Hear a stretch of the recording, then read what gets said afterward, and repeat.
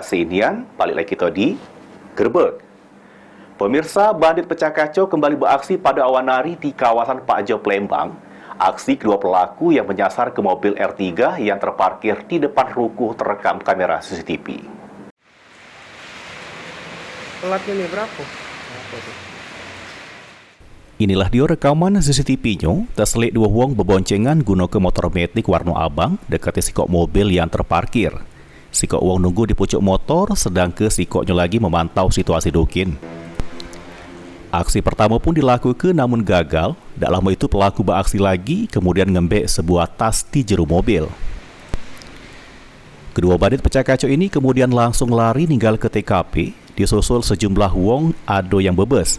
Kejadian ini terjadi di kawasan Pak Jo, Jalan Wai Hitam, Ilir Barat, Batu, Palembang. Disebut ke Epan, mobil yang disasar pelaku merupakan mobil Ayunya yang lagi terparkir depan ruko kosong pada Selasa awan kemarin. Menurut Epan, karena sempat ketahuan, jadi pelakunya langsung lari ke diri.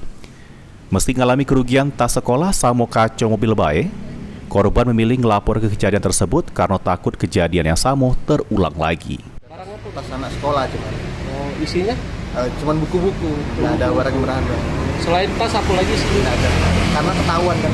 Ketahuan. Pelaku jumlahnya berapa kan? Dua. Di sini katanya juga rawan juga, sudah pernah kejadian Sebelum hari kemarin itu ada lagi hilang motor. di sini di TKP yang sama. Jadi kita ngerasa resah juga Kak ya? Karena berhubung kemarin itu kan kalau kerugiannya cuma kaca mobil sama tas itu kan. Nah cuman itu ngarinya tuh terulang lagi karena sebelumnya tuh ada kejadian yang hilang motor. Mulyadi, PAL TV.